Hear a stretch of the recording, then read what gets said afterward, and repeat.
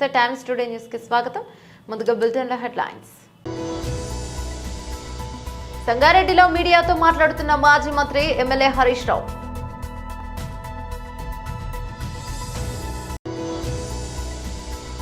మీడియాతో మాట్లాడుతున్న బీజేపీ రాష్ట్ర ప్రధాన కార్యదర్శి డాక్టర్ కాసం వెంకటేశ్వర్లు. మెడికల్ కాలేజీలు, పోర్టులను ఓ పద్ధతి ప్రకారం చంద్రబాబు అమ్మే ప్రయత్నాలు చేస్తున్నాడు వైఎస్ జగన్. మేమక్కడ రాలు రప్పలు చూస్తే చంద్రబాబు మహానగరాన్ని చూశారు పవన్ కళ్యాణ్. నా కోసం వచ్చిన జర్నలిస్టులకు ఇలా జరగడం బాధాకరం, సారీ కన్నీరు పెట్టుకున్న మంచి మనోజ్. డీటెయిల్స్ చూస్తే సంగారెడ్డిలో మాజీ మంత్రి ఎమ్మెల్యే హరీష్ రావు మీడియాతో మాట్లాడారు. ఈ మధ్య గౌరవనీయులు మన రాష్ట్ర ముఖ్యమంత్రి గారు రేవంత్ రెడ్డి గారు తెలంగాణ ఉద్యమం గురించో తెలంగాణ రాష్ట్ర ఏర్పాటు గురించి ఆయన మాట్లాడడం వింటే 100 ఎలుకలు తిన్న పిల్లి తీర్థయాత్రకు పోయిందట. అంటే దయ్యాలు వేదాలు వల్లించినట్టుగా రేవంత్ రెడ్డి గారి యొక్క వ్యాఖ్యలు, ఆయన యొక్క చర్యలు ఉన్నాయి. డిస్టర్బ్ చేయకుండా బిడ్డ, ఎందుకు రాబోయే ఒక 5 నిమిషాలు డిస్టర్బ్ చేయబెట్టి బతిలాట కూడా చేస్తారు ఇంద్ర బిడ్డ. సో రేవంత్ రెడ్డి గారి వ్యాఖ్యలు దయ్యాలు వేదాలు వాళ్ళు ఇచ్చినట్టున్నాయి. సరే, రేవంత్ రెడ్డి గారు చరిత్రలో ఎప్పుడన్నా ఒకనాడు జై తెలంగాణ అన్నది లేదు, ఒకనాడు అమరవీరుల స్తూపం దగ్గర ఓ 2 పూలు పెట్టింది లేదు, ఉద్యమంలో ఒకనాడు రాజీనామా చేసిన పాపాన పోలేదు. ఏ ఒక్క రోజు కూడా ఆయన ఉద్యమంలో పాల్గొన్నటువంటి వ్యక్తి కాదు.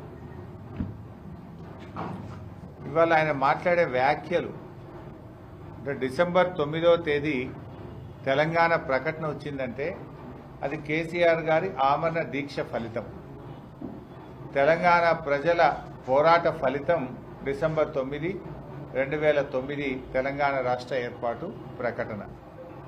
కానీ ఇవాళ ఎవరో దయాదాక్షిణ్యాల మీద తెలంగాణ వచ్చింది అని రేవంత్ రెడ్డి గారు మాట్లాడడం అంటే ఇది తెలంగాణ ఉద్యమకారులను అవమానించడం, తెలంగాణ అమరులను కూడా, త్యాగాలను కూడా అవమానించడమే అవుతుంది. తెలంగాణ చరిత్ర అంతా కూడా చూస్తే కాంగ్రెస్ పార్టీదంతా కూడా ద్రోహ చరిత్ర. తెలంగాణకు నంబర్ 1 విలనే కాంగ్రెస్ పార్టీ. అడుగడుగునా తెలంగాణ ప్రజల ఆకాంక్షను కాలరాసిన పార్టీ కాంగ్రెస్ పార్టీ. ఉద్యమాలను అణచివేసిన పార్టీ కాంగ్రెస్ పార్టీ. ఎంతో మంది ప్రాణాలను బలిగొన్న పార్టీ కాంగ్రెస్ పార్టీ. అసలు మొట్టమొదలు ఆంధ్రప్రదేశ్తో కలవము, మా రాష్ట్రం మాకే ఉండాలంటే కూడా ఆనాడు ఆంధ్ర నాయకుల లాబీయింగ్కు తల ఒగ్గి ఉన్న తెలంగాణను ఆంధ్రాలో కలిపిందే కాంగ్రెస్ పార్టీ. 60 ఏళ్లు తెలంగాణ ప్రజలు అనుభవించిన గోస, కష్టం, జరిగిన అన్యాయానికి బాధ్యత కాంగ్రెస్ పార్టీది.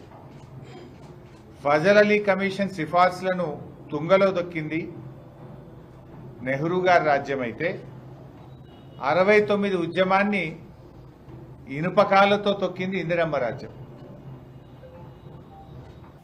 బీజేపీ రాష్ట్ర ప్రధాన కార్యదర్శి డాక్టర్ కాసం వెంకటేశ్వర్లు మీడియాతో మాట్లాడారు. ప్రజాపాలన సంబరాలు, విజయోత్సవాలు అలజడంతా పూర్తయి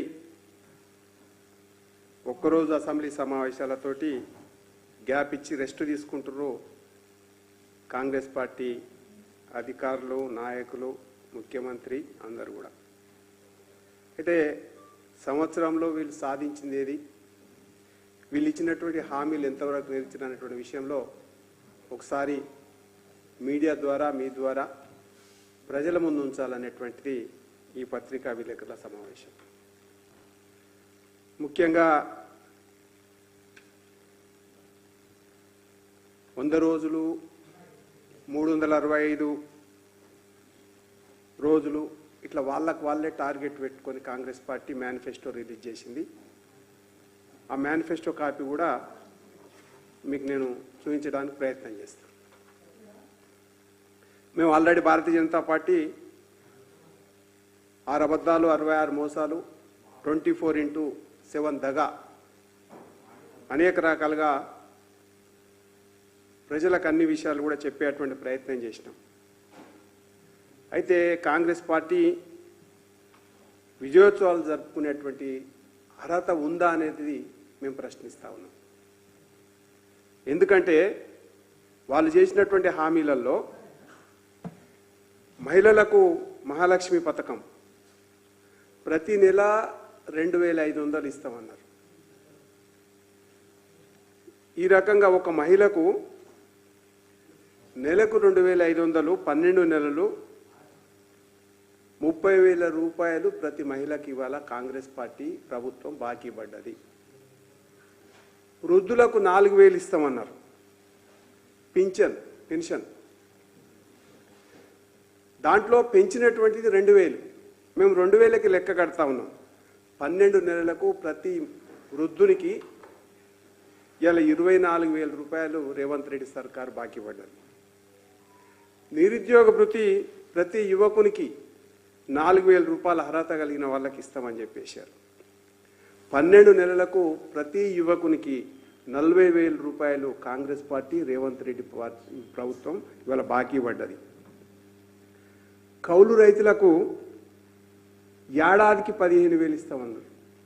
ఇలా ప్రతి కౌలు రైతుకు ఏడాదికి అయిపోయింది. ఇవాళ 15,000 రూపాయలు ఒక రైతుకు బాకీ పడడం జరిగింది. వ్యవసాయ కూలీలకు సంవత్సరానికి 12,000 ఇస్తామన్నారు.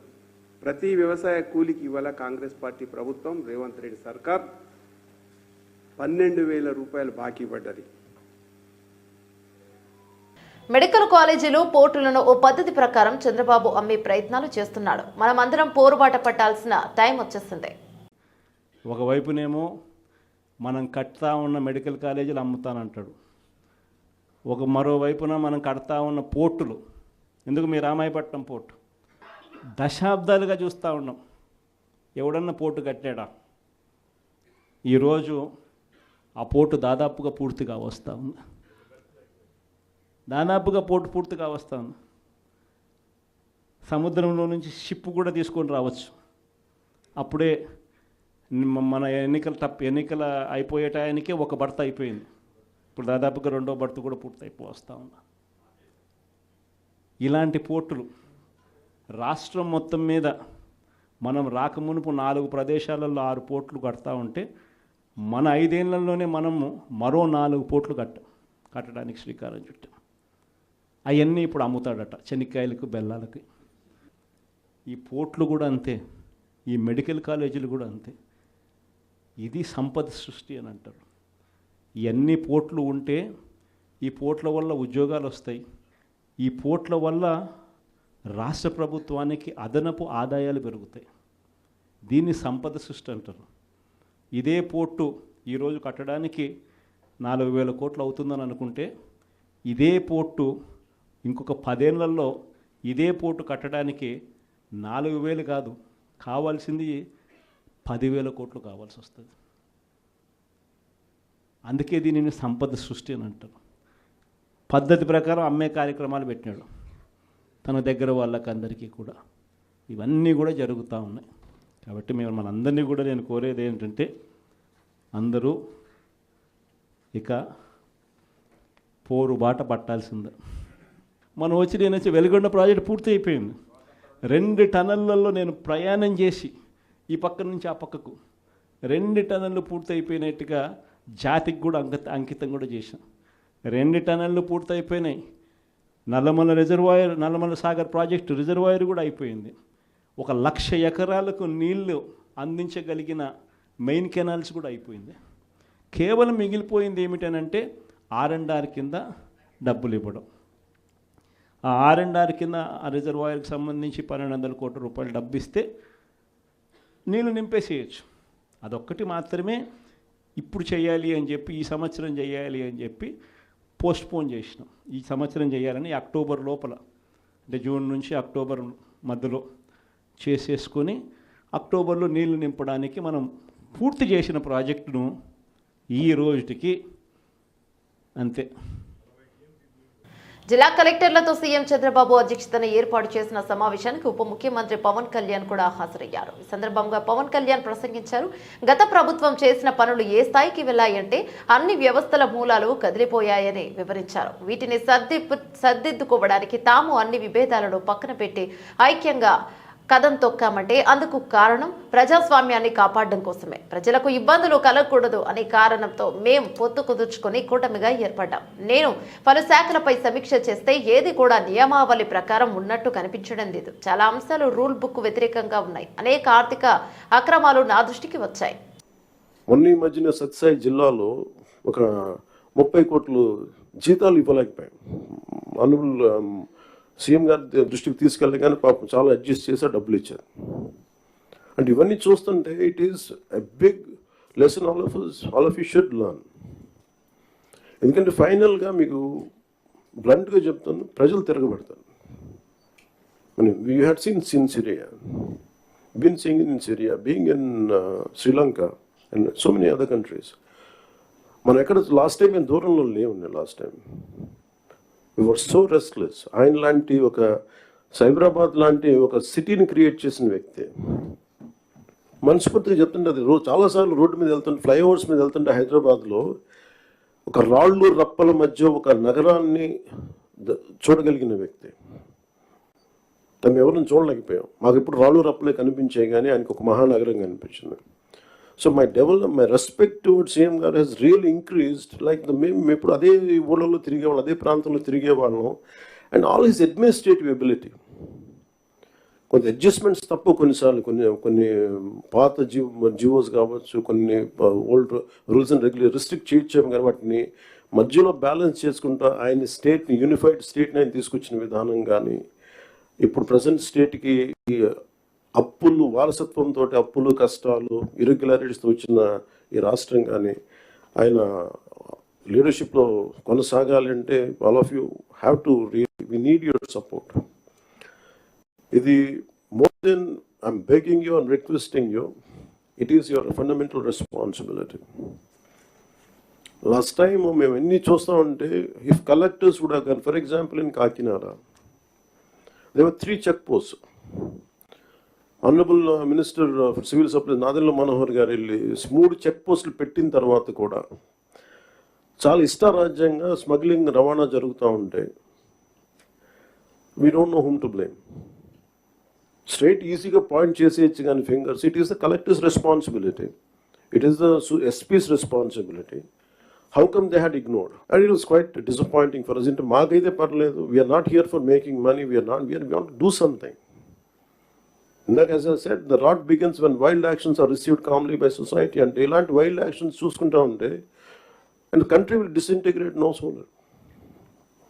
అంటే మీరు వెళ్ళి కాకినాడ ఎయిర్పోర్ట్ ఫర్ ఎగ్జాంపుల్ వెళ్ళి చూస్తే, మీరు సీపోర్ట్లో all of you had seen in 2008 how Kasab and this Pakistani terrorists had entered and created a mayhem in our nation, commercial capital. It all needs little oversight. Let go attitude. And it costed us 300+ lives. తన కుటుంబంలో జరుగుతున్న వివాదం నేపథ్యంలో hero Manchu Manoj తీవ్ర భావోద్వేగానికి గురయ్యారు. తాజాగా ఆయన మీడియాతో మాట్లాడారు. ఈ సందర్భంగా తన తండ్రి మోహన్ బాబు, అన్న విష్ణు తరపున జర్నలిస్టులకు క్షమాపణ చెప్పారు. ఇలాంటి రోజు వస్తుందనుకోలేదని, తన కోసం వచ్చిన జర్నలిస్టులకు ఇలా జరగడం బాధాకరమన్నారు. జర్నలిస్టుల కుటుంబాలకు ఎప్పుడూ తోడు ఉంటారని మనోజ్ అన్నారు. ఆస్తి కోసం నాన్నతో గొడవ పడుతున్నట్లు జరుగుతున్న ప్రచారం నిజం కాదు. నా కుటుంబ సభ్యులను ఏమీ అడగలేదు, ఇంట్లో వాళ్ళ ఆదాయం మీద ఆధారపడలేదు, నా భార్య వాళ్ళ ఇంట్లోనూ ఏమీ అడిగింది లేదు, సొంతంగా వ్యాపారం చేసుకుని సంపాదించుకుంటున్నాను, సొంత కాలపై బ్రతుకుతున్నాను. ఈ వివాదంలోకి నా భార్య 7 నెలల కూతురును కూడా లాగుతున్నారంటూ మనోజ్ కన్నీరు పెట్టుకున్నారు. మా నాన్న దేవుడు, కానీ ఈ రోజు చూస్తున్నది మా నాన్నను కాదు, వేరే వాళ్ళ ఆయన్ను తప్పుదోవ పట్టిస్తున్నారు. నేను ఎవరిపై దాడి చేశానో సీసీటీవీ ఫుటేజ్ చూపించండి. నేను ఇవాళ పోలీసుల విచారణకు హాజరవుతాను. మిగతా విషయాలు పోలీసుల విచారణ తర్వాత వెల్లడిస్తా అని మనోజ్ చెప్పుకొచ్చారు.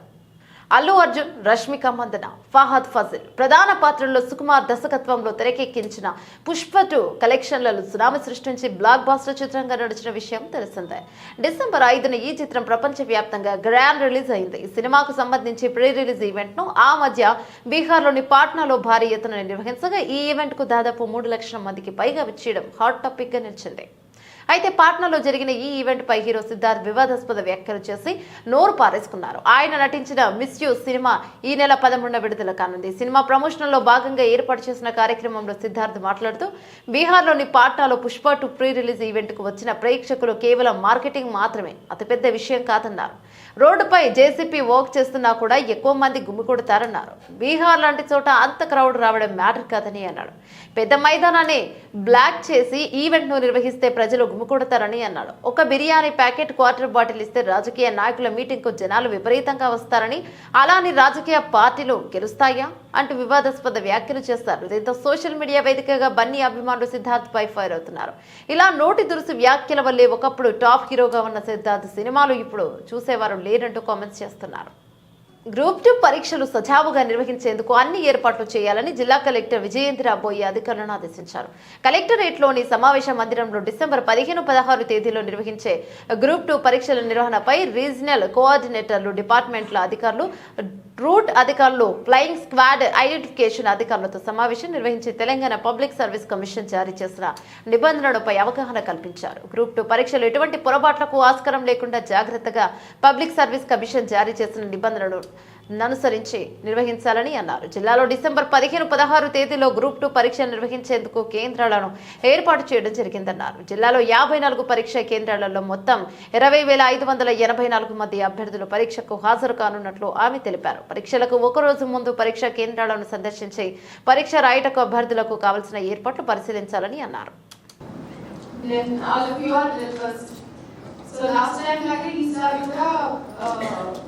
మనకి కలెక్టర్గా అడిషనల్ కలెక్టర్ గారు మీకు డ్యూటీస్ అండ్ రెస్పాన్సిబిలిటీస్ దాన్ని టైం లైన్ కూడా చెప్పారు. ఏ టైంకి ఏం చేయాలి, కాన్ఫిడెన్షియల్ మెటీరియల్ ఎప్పుడు పిక్ చేసుకోవాలి, దెన్ మిగిలినవన్నీ కూడా చెప్పారు.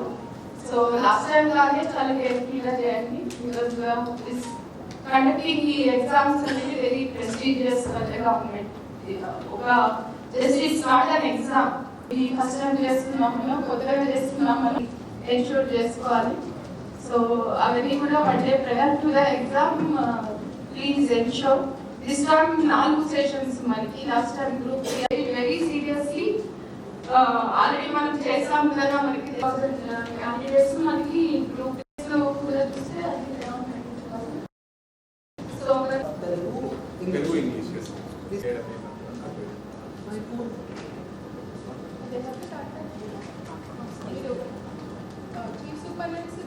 మనకి గైడ్ లైన్స్ కానీ, హ్యాండ్ బుక్స్ కానీ, ఇన్స్ట్రక్షన్స్ కానీ ఇస్తారు. మనకి టీజీపీఎస్సీ గైడ్ లైన్స్ కూడా అంతే క్లియర్. మీకు ఎలాంటి పర్సనల్ డెసిషన్ తీసుకోవడం కానీ టైం కాబట్టి మళ్ళీ ఒకసారి పాయింట్ బై పాయింట్ చదువుకోండి. అట్లాగే ముందుగా మళ్ళీ ఒకసారి విజిట్ చేసుకోవడము, అక్కడ అరేంజ్మెంట్స్ అనేది చూసుకోవడం చేయండి. కానీ అది వదలకండి. దోస్ మీటింగ్స్ ఆర్ కంపల్సరీ చేసుకోండి. దెన్ సెంటర్లో కూడా ఇంకొక నారాయణఖేడ్ పట్టణంలో జర్నలిస్టులు నిరసన ర్యాలీ నిర్వహించారు. నిన్న జర్నలిస్టులపై మోహన్ బాబు చేసిన దాడిని నిరసిస్తూ ర్యాలీ నిర్వహించి ఆర్డీఓకు వినతి పత్రాన్ని అందజేశారు.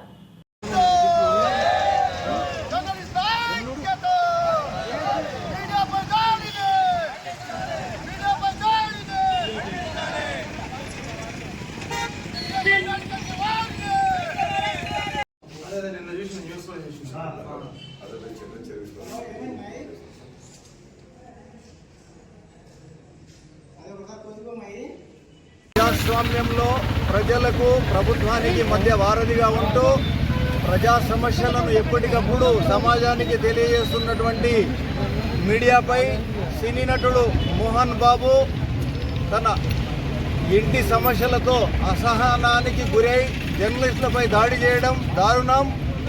జర్నలిస్టులు ఎప్పుడూ ప్రజల కోసం మాత్రమే పనిచేస్తారు.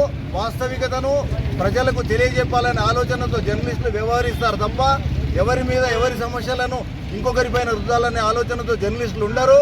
అయితే దీన్ని మోహన్ బాబు గారు మీడియా జర్నలిస్ట్ కవరేజ్కి పోయినటువంటి మిత్రులపై దాడి చేయడం దారుణం. ఇలాంటి సంఘటన ఇక ముందు ఎక్కడ కూడా పునరావృతం కాకుండా ప్రభుత్వము జర్నలిస్టులపై దాడి చేసిన వారిపై చర్యలు తీసుకోవాలని చెప్పి నారాయణఖేడ్ జర్నలిస్టుల తరఫున ప్రభుత్వాన్ని కోరుచున్నాం. ప్రముఖ నటులు మోహన్ బాబు గారు నిన్న హైదరాబాద్లో టీవీ9తో పాటు మిగతా మీడియా మిత్రులపై దాడికి పాల్పడ్డారు. సంఘటన కవరేజీకి వెళ్ళిన జర్నలిస్టులపై దాడి చేయడం హేయమైన చర్య. ఇలాంటి సంఘటనలు అక్కడక్కడ పునరావృతమవుతున్నాయి. ప్రభుత్వం ఈ దాడిని పట్ల తీవ్రంగా ఖండిస్తున్న జర్నలిస్టులు ప్రభుత్వం కఠిన చర్యలు తీసుకోవాలి. అతను జర్నలిస్టులకు వెంటనే క్షమాపణ చెప్పాలి. లేని పక్షంలో జర్నలిస్టు ఆందోళన కార్యక్రమాలు కొనసాగిస్తాం. ఇలాంటి సంఘటనలు పునరావృతం కాకుండా ప్రభుత్వం కూడా కఠిన చర్యలు తీసుకోవాలి. సినీ పరిశ్రమలో ప్రముఖ నటన వహించి పేరుగాంచిన మోహన్ బాబు అసనము కోల్పోయి రిపోర్టర్లపై దాడి చేయడము ఏమైనా చర్య. కుటుంబ కళలు ఉంటే ఇంట్లో పెట్టుకోవాలి, కానీ కుటుంబ కళలను మీడియాపై ఉద్యోగం ఎంతవరకు సమంజసము. మీడియాపై దాడి చేసిన మోహన్ బాబును కఠిన శిక్షించాలి. అత్యంత మీద కేసు నమోదు చేయాలని జర్నలిస్ట్ సంఘాలతో డిమాండ్ చేస్తున్నాం. నిన్న పోలీస్ స్టేషన్లో ఫిర్యాదు చేసినటువంటి వార్త వినగానే కవరేజ్కి వెళ్ళిన రిపోర్టర్లపైన దాడి చేసిన మోహన్ బాబు కుటుంబానికి సంబంధించి దాడి చేయడం సిపిఐ పార్టీగా తీవ్రంగా ఖండిస్తున్నాం. అక్కడున్న మిత్రుల లోగోలను తీసుకొని వాళ్ళపైన దాడి చేయడం తీవ్రంగా ఖండిస్తున్నాం. వెంటనే ఆయన పైన కేసు నమోదు చేయాలని చెప్పేసి సిపిఐగా డిమాండ్ చేస్తున్నాం. పత్రికా విలేకరులకు స్వేచ్ఛ కల్పించే విధంగా ప్రభుత్వం కూడా కృషి చేయాలని చెప్పేసి చెప్తున్నాం. దాంతోపాటు రిపోర్టర్లందరికీ కూడా రక్షణ కల్పించే విధంగా ప్రభుత్వం కూడా చర్యలు చేపట్టాలని చెప్పేసి సిపిఐ పార్టీగా డిమాండ్ చేస్తుంది. మోహన్ బాబు ఏదైతే దాడి చేసిందో ఈ పత్రికా స్వేచ్ఛకు భంగం కలిగించినటువంటి విషయాన్ని ఈ నారాయణఖేడ్ జర్నలిస్ట్ పక్షాన ఈరోజు ధర్నా కార్యక్రమం చేపట్టుతున్నాము. మీడియాపై ఇకపై ఎలాంటి దాడి జరిగిన ముక్కుమూడిగా అందరం ఏకతాటిపై వచ్చి వాళ్ళకు ఎదుర్కొంటాం అని నారాయణఖేడ్ తరఫున తెలుపుతున్నాం. బులెటిన్ ముగించే ముందు హెడ్లైన్స్ మరోసారి. సంగారెడ్డిలో మీడియాతో మాట్లాడుతున్న మాజీ మంత్రి ఎమ్మెల్యే హరీష్ రావు.